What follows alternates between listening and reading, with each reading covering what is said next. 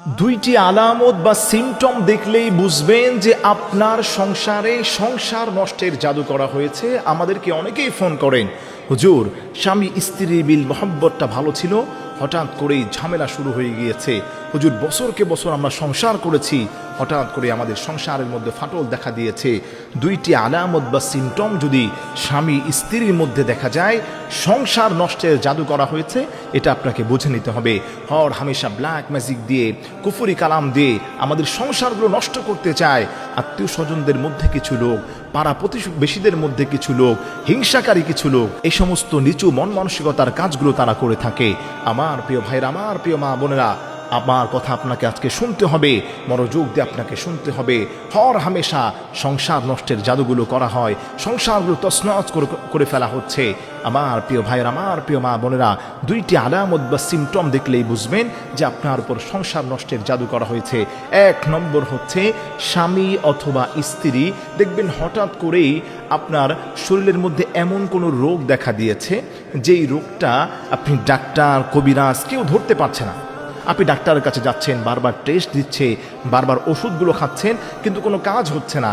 এই সমস্ত সিমটম বা আলামত যদি কারোর মধ্যে দেখেন, তাহলে আপনি ভাববেন যে আপনি যদি সংসারিক হয়ে থাকেন, সংসার নষ্টের জাদু আপনার উপর করা হয়েছে।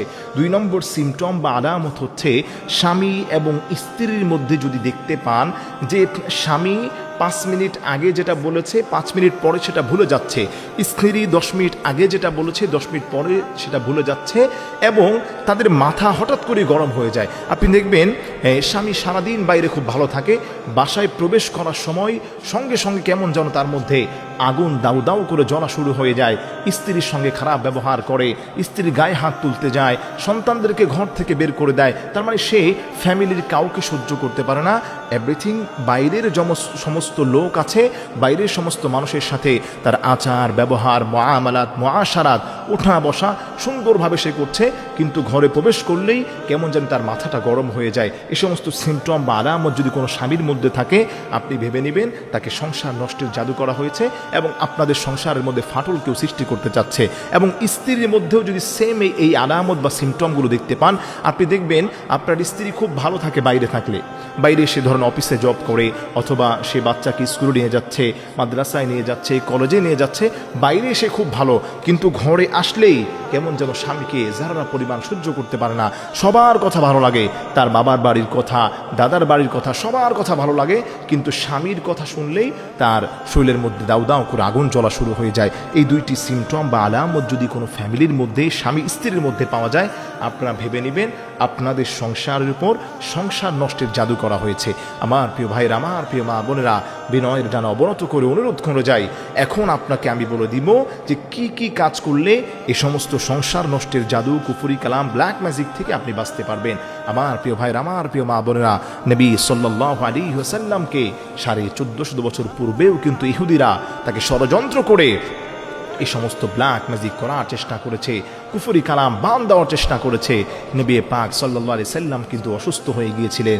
এই কুফরি কালাম, ব্ল্যাক ম্যাজিক এগুলো কিন্তু সত্য হয়ে যায়। এজন্য আপনাকে আমি বলবো, এই সমস্ত কুফরি কালাম, ব্ল্যাক ম্যাজিক থেকে বাঁচার জন্যে আপনার স্বামী অথবা স্ত্রীকে প্রতিদিন সকালবেলা সূরা ফাতিহা একবার পড়বেন, আয়াতুল কুরসি একবার, সূরা নাসকে 3 বার পাঠ করবেন, সূরা ফালাককে 3 বার পাঠ করবেন।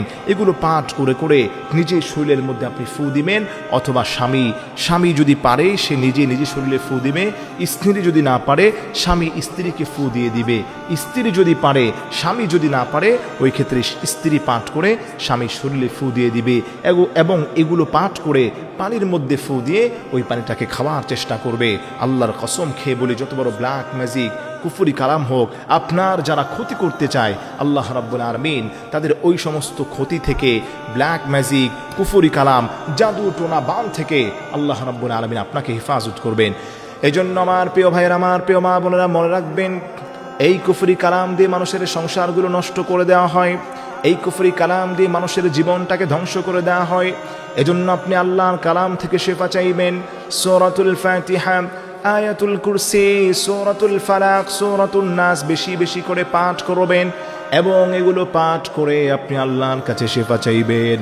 আপনার হাতের মধ্যে ফু দিয়ে পুরো শরীরটাকে বন্ধ করে দেওয়ার চেষ্টা করবেন।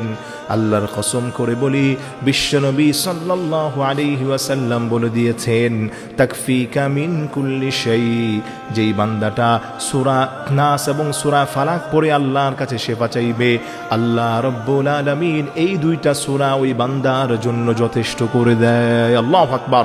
এজন্য সূরা নাস এবং ফালাক হচ্ছে তাকফিকা মিন কুল্লি শাই। যে বান্দাটায় নাস এবং ফালাকের আমল করবে, এই দুইটা সূরাই ওই বান্দার জন্য যথেষ্ট হয়ে যাবে।